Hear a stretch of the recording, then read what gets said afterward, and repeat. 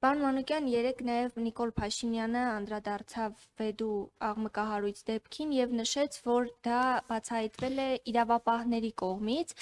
նաև ասաց, որ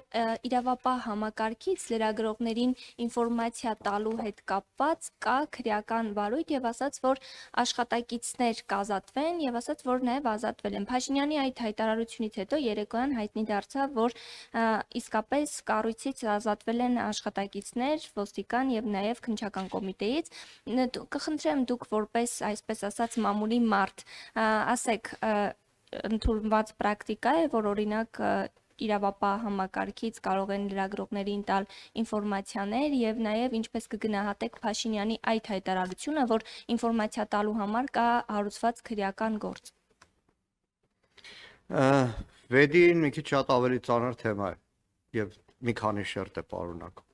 Շերտ համար 1, որ բացահայտում է, որ մեր հասարակությունում ցավոք սրտի կան նման այլանդակություններ։ Եվ հասարակության խնդիրն է այդ քաղցկեղը, այդ խոցը մեր հասարակությունից վերացնել։ Երկրորդ շերտ։ Վեդու դեպքերը ցույց տվեցին, որ իրավապահ համակարգը միշտ չի որ ադեկվատ է, իրավապահ համակարգը ամբողջությամբ լծված է քաղաքական հետապնդումներին Եվ կեղծ շինծու մեղադրանքներով ինքը հարյուրավոր, հազարավոր մեր հայրենակիցների կարող է քրեական հետապնդման ենթարկել, բայց այնտեղ, որտեղ կա իրական քրեական, այն էլ այլանդակ քրեական դեպք, ամիսներով կարող է այդ հարցով որը մատը մատին չխփել։ Անցնող 2 օրերին ազգային ժողովում գլխավոր դատախազ, քննչական ծառայության պետ, քրտինքը ճակատներին փորձում էին հիմնավորել, որ քննչական գործողություններն արվել են, աշխատել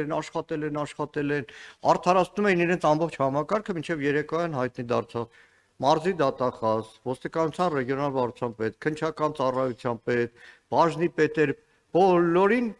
շղկալով պաշտոններից ազատել էր, որը խոսում է մի բանի մասին, որ նրանք թերացել են, իրոք թերացել են, կամ Նիկոլ Փաշինյանի կամակորությունն է, ես ավելի շատ Ենթադրում եմ, որ իրականում թերացել են, իրականում հանցավոր անփութություն են դրսևորել, բայց դրա համար նրանք երբեք իրենց շեֆերի կողմից պատասխանատվությանի չէին ենթարկվի,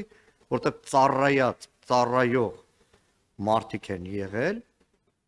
Երեք հայտնի դարձավ, որ քննչական ծառայության պետը Արմեն Աշոտյանի գործով, քաղաքական հետապնդման գործով եղել է քրեական գործ կարող է, այլ պարզապես Նիկոլ Փաշինյանը, ինչպես Պարբերաբար է լինում, անհավասարակշիռ կեցվածքով զոհեր է պահանջում։ Եվ ող անեն ականջներին բոլորը, քննիչ, ոստիկան, դատախազ, բոլորը, իրենք բոլորը, նույն ազգային ժողովի ամբիոնից ասել եմ բոլոր այդ ծառայությունների ղեկավարներին։ Բոլորը Նիկոլ Փաշինյանի կամակորության հետևանքով, ինչպես ասել եմ ազգային ժողովի ամբիոնից, պրոպկի պես թռնելու են։ Բայց նաև այստեղ կա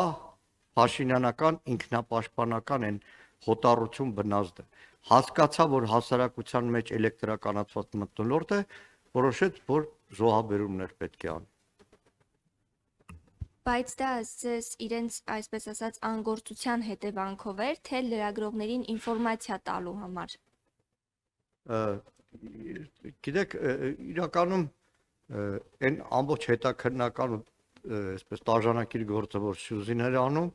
եւ շնորհակալություն փաստաբաններին եւ Լուսինեին Մարտիրոսյան եւ Վարդուհուն հասարակության իրենք շատ ավելի, այսպես ասեմ, հայտնի դարձած թեև տարիներ շարունակ մեր քաղաքական հետապնդման ենթարկվող հայրենակիցների շահերը պաշտպանել են շատ շատերի, բայց Լուսինեն եւ Վարդուհին շատ ավելի այսպես որպես կին, որպես մայր ավելի հայտնի դարձան 18-ամյա Դավիթ Մինասյանի ձերբակալման օրերին, երբ որ ուղղակի մորից ավելի մայր լինելով Դավիթի կողքին էին, ուղղակի տեղեկատվության արտահոս չեմ կարծում իրավապահների կողմից է։ Նիկոլ Փաշինյանը դրանց հեռացրեց բոլորին պաշտոնազրկեց մեկ բանի համար, հասարակության մեջ է էլեկտրականացված վիճակը մեղմելու համար։ Եվ վերջում մեկ հարց տամ, ինչպես կարձագանքեք Փաշինյանի այն հայտարարություններին, երեկ էլ եւս մեկ անգամ ասած ճեպադրություն, որ մեջբերեմ պատերազմի եռագլուխ կուսակցությունը, այդ թվում Հայաստան դաշինքը չի անցնելու հաջորդ խորհրդարան։ Գիտեք, ափսոս է մեր ժամանակը այդքան Փաշինյան ասելու։ Անցել է ժամանակը Փաշինյանի, դրա համար եկեք զեղ չենք այլևս իր անունը առաջիկա 1 ամսվա ընթացքում,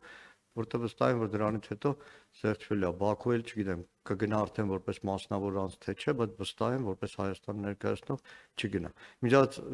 քանի որ ուղիղ եթերում ենք, 3 ազգային ժողովում հաշվետվություններ ներկայացնում քննչական ծառայության պետ Արթուր Պողոսյանը։ Եվ 3 ազգային ժողովում հարց ու պատասխանով մի քանի հարցերով պարզ դարձավ, որ Արթուր Պողոսյանը Հայաստանի Հանրապետության քննչական ծառայության պետը, Հայաստանի Հանրապետության գլխավոր դատախազը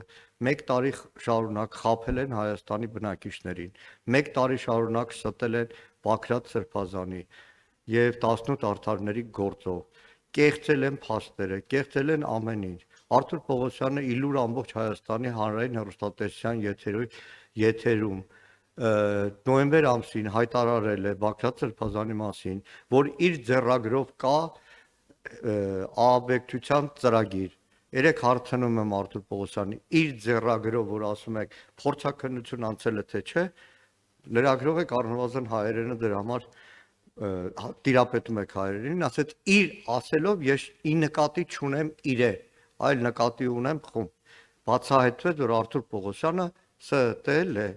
այսպես կեղծիքով Սրբազանը մնում է կալանքի տակ եւ 18 արդարների շատ-շատերը մնում են տնային կալանքի տակ, այդ թվում մեր գործընկեր Արթուր Սարգսյանը, իմ դաշնակցական երկար տարիների ընկեր Իգոր Սարգսյանը։ Շնորհակալ եմ։ Շնորհակալություն։